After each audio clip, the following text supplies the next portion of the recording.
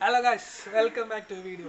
അപ്പോൾ നമ്മൾ ഇന്നത്തെ വീഡിയോയിൽ നമ്മൾ ചർച്ച ചെയ്യാൻ പോകുന്നത് നമ്മുടെ ഫ്രണ്ട്സിന്റെ വാട്സാപ്പിലെ സ്റ്റാറ്റസ്. അതൊരു സെലിബ്രിറ്റിയുടെ ബർത്ത്ഡേയുടെ വിഷസ് ആവാം, അല്ലാന്നുണ്ടെങ്കിൽ നമുക്ക് ഇഷ്ടപ്പെട്ട ഏത് സ്റ്റാറ്റസ് ആണെങ്കിലും നമ്മൾ ഫസ്റ്റ് തന്നെ എന്താ ചെയ്യാറ്, നേരെ റിപ്ലൈയിലേക്ക് പോയിട്ട് അവർ ബ്രോ സെൻഡ് ചെയ്യാൻ പറ്റും.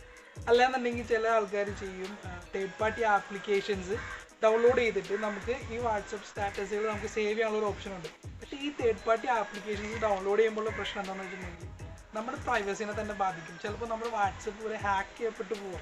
അപ്പോൾ ഇതിങ്ങനെ ഒന്നും ഇല്ലാതെ നമുക്ക് ഒട്ടും സീറോ റിസ്ക് ആയിട്ട് നമുക്ക് ആ ഫ്രണ്ട്സിൻ്റെ വാട്സപ്പ് സ്റ്റാറ്റസിൽ നമുക്ക് എങ്ങനെ നമ്മുടെ ഫോണിലേക്ക് സേവ് ചെയ്യാമെന്നുള്ളത് കണ്ടറിയാം. അപ്പോൾ ഓക്കെ, നമുക്ക് വീഡിയോയിലേക്ക് പോവാം. ചില ഫോണിന് ഡിഫോൾട്ട് ഫയൽ മാനേജറിൽ ഇത് വർക്ക് ചെയ്യാറില്ല. അപ്പം ഞാൻ ഇവിടെ ചെയ്തിരിക്കുന്നത് നമ്മുടെ ഗൂഗിളിൻ്റെ ഫയൽസാണ് ഡൗൺലോഡ് ചെയ്തിരിക്കുന്നത്. അപ്പോൾ ഗൂഗിൾ ഫയൽസ് നമുക്ക് ഓപ്പൺ ചെയ്യാം. ഗൂഗിൾ ഫയൽസ് ഓപ്പൺ ചെയ്ത് കഴിഞ്ഞിട്ടുണ്ടെങ്കിൽ നമുക്ക് അതിൻ്റെ മുകളിൽ തന്നെ കാണുന്ന അതിൻ്റെ മെനു എടുക്കുക. അതിൻ്റെ മെനു എടുത്ത് കഴിഞ്ഞിട്ടുണ്ടെങ്കിൽ സെറ്റിങ്സ് സെലക്ട് ചെയ്ത് കൊടുക്കുക. സെറ്റിങ്സ് തന്നെ നമുക്ക് താഴെ കാണുന്നത് നമുക്ക് ഹിഡൻ ഫയൽസ് എന്ന് പറഞ്ഞൊരു ഓപ്ഷൻ ഉണ്ട്. അത് നമ്മൾ എനേബിൾ ചെയ്ത് കൊടുക്കുക. അതിനുശേഷം നമ്മൾ ബാക്കൊക്കെ വന്നിട്ട് നമ്മുടെ ഇൻറ്റേർണൽ സ്റ്റോറേജിലേക്ക് പോവാം. എന്നിട്ട് താഴേക്ക് വരിക, അതായത് നമ്മുടെ വാട്സപ്പിൻ്റെ ഫയലിലേക്ക് വരിക. വാട്സപ്പ് താഴേക്ക് എന്നിട്ട് വാട്സപ്പ് ഓപ്പൺ ചെയ്യുക. ഞാനിപ്പോൾ വാട്സപ്പ് ബിസിനസ്സാണ് ഇവിടെ സെലക്ട് ചെയ്തേക്കുന്നത്.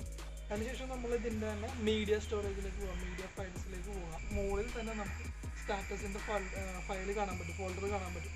അത് ഓപ്പൺ ചെയ്ത് കഴിഞ്ഞിട്ടുണ്ടെങ്കിൽ നമുക്ക് അതിനകത്ത് നമ്മൾ ഇന്നത്തെ 24 മണിക്കൂറത്തെ സ്റ്റാറ്റസ് നമ്മൾ കണ്ടു കഴിഞ്ഞ സ്റ്റാറ്റസുകളിനകത്ത് ഓൾറെഡി സേവ് ആയിട്ടുണ്ടാവും. ഇതിൽ നമ്മൾ കോപ്പി ചെയ്ത് സെലക്ട് ചെയ്ത് എവിടേക്കൊക്കെ സേവ് ചെയ്ത് വെച്ചിട്ടുണ്ടെങ്കിൽ നമുക്ക് പിന്നീട് എപ്പോഴെങ്കിലും ഉപയോഗിക്കാം. അല്ലെങ്കിൽ 24 മണിക്കൂർ കഴിഞ്ഞിട്ടുണ്ടെങ്കിൽ ഇവിടെ നിന്ന് ഓട്ടോമാറ്റിക്കായിട്ട് ഡിലീറ്റ് ആയി പോകുന്നത്.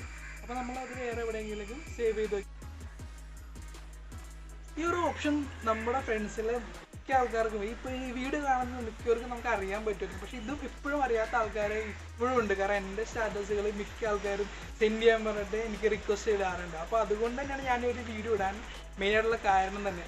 അപ്പോൾ ഈ ഒരു ചെറിയ അറിവാണെങ്കിൽ പോലും മറ്റുള്ളവർക്ക് നമ്മൾ ഷെയർ ചെയ്ത് കൊടുക്കണം. അപ്പോൾ നിങ്ങൾക്ക് ഈ വീഡിയോ ഇഷ്ടപ്പെട്ടെന്നുണ്ടെങ്കിൽ ലൈക്ക് ചെയ്യാൻ മറക്കരുത്. നിങ്ങളുടെ അഭിപ്രായങ്ങൾ എല്ലാ കാര്യങ്ങളും താഴെ കമൻറ്റ് ചെയ്യണം. അപ്പോൾ ഈ വീഡിയോ ഷെയർ ചെയ്യാലോ. വീണ്ടും കാണാം നമുക്ക്. ഓക്കെ.